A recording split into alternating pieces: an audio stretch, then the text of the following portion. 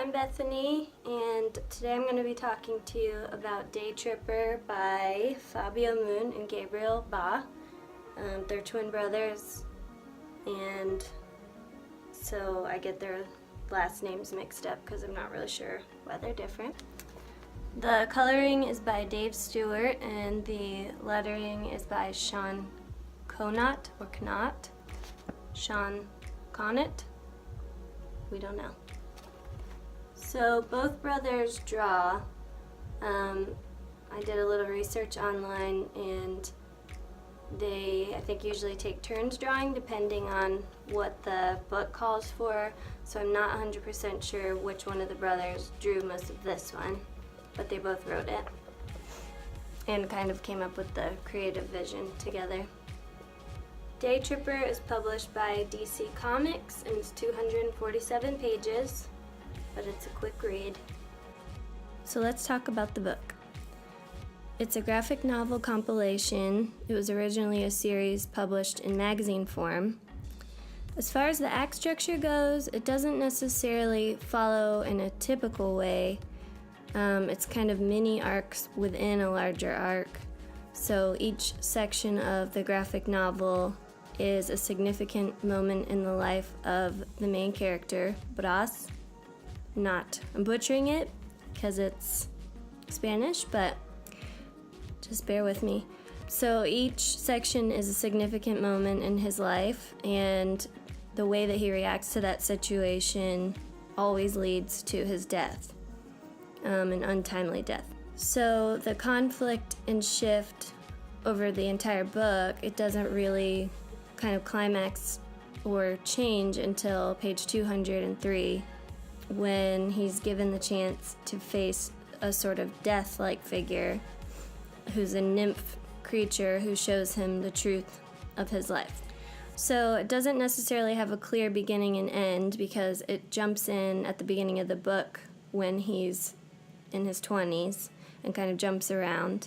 And the middle sometimes goes back and forth between him being an adult, him being a child, and then throughout the book there's a theme of his birth story, which was like a miracle according to his mom, and then his repeated deaths throughout the whole story. So the middle of his life is kind of shifting and changing as each story begins, because we see different timelines if he hadn't have died and what the possibilities would be if he'd continued on.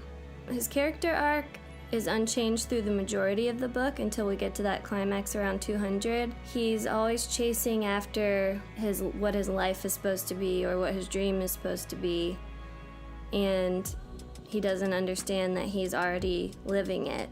And so he wants to be a writer, but his job is writing obituaries in the paper, and so he doesn't think he's a real writer. So you kind of see that conflict a lot. A lot of what causes his death is being too reactive, or trying to control things too much, or being too in his head instead of just enjoying life and kind of seizing the moment. So then after that climax, when he has the conversation with the nymph, we start to see more growth in his character, because he accepts in that moment that he has to surrender to death in order to live. So spoiler alert, guys, sorry. So it's not just talking about death, literal death, and his death, but the death of his father, one of his lifelong friendships, and then the death of the past. The transitions can feel abrupt from story to story because he dies and then you start over, and it's not necessarily linear. So knowing that every time it ends in death, it sort of takes some time to get used to it when you're reading. But there's enough context within the story to understand kind of where we're at in his life, and you quickly fall into step. This book makes use of a lot of the transitions discussed by Scott McCloud in his book. Within one page, Moon and Ba use action to action. So for example, a panel of Bras' phone ringing, and the next panel is just an image of his cell phone screen, and it says mom. He also uses subject to they use subject to subject. For example, a panel of Bras making eye contact with his future wife in a store, and they just kind of look back and forth, but they're not in the same panel together. and many examples of moment-to-moment transitions as well. So like this one of Bras sipping coffee and smoking a cigarette. Not a lot's happening, but you just kind of get that he's contemplating and there's a quiet moment in the story. As a whole, the book is sort of like one giant aspect-to-aspect transition in a way, as it jumps around in time and we're kind of required to use our imagination to understand that this new section is another part of Bras' life where he's not yet died. As far as the page as a mini comic thing, Daytripper definitely uses that within each section, oftentimes ending on some kind of cliffhanger with a literal ellipses, which works to keep us reading on to the next page. The directional flow is pretty smooth and works well, although the entire work is fairly subdued, so you could theoretically find a good stopping point after each of Bras's obituaries when he dies. If you wanted to take it in sections, you could. It's not like super page turner, but I read it on one sitting because I was really enjoying it.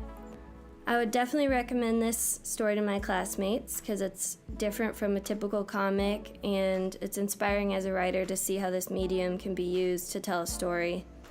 It still uses many of the techniques outlined by McLeod and our other teachers and comic book artists that we've read about and learned from. So it's a good example, but at the same time, they incorporate their own unique elements like these full illustrated pages that don't necessarily move the story along. They're kind of non-essential, but they create a mood, and the art is just nice to look at. I would definitely recommend Daytripper to my friends as well because I think it's a good gateway comic for readers who don't really consider graphic novels when they're looking for something to read. I'm an avid reader, and before this class I kind of just forgot that they existed. And I think people, myself included, might stereotype them as a lesser form of storytelling when they've never really read them, because you assume that fewer words on the page means less substance to the story.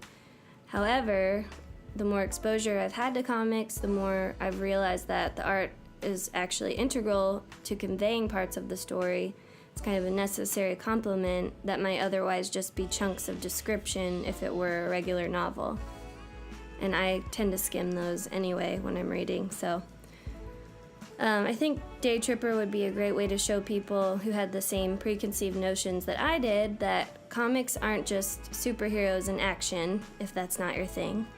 Comics can explore big existential questions, convey deep human emotion, and they still require imagination from the reader, but just in different ways from reading a novel.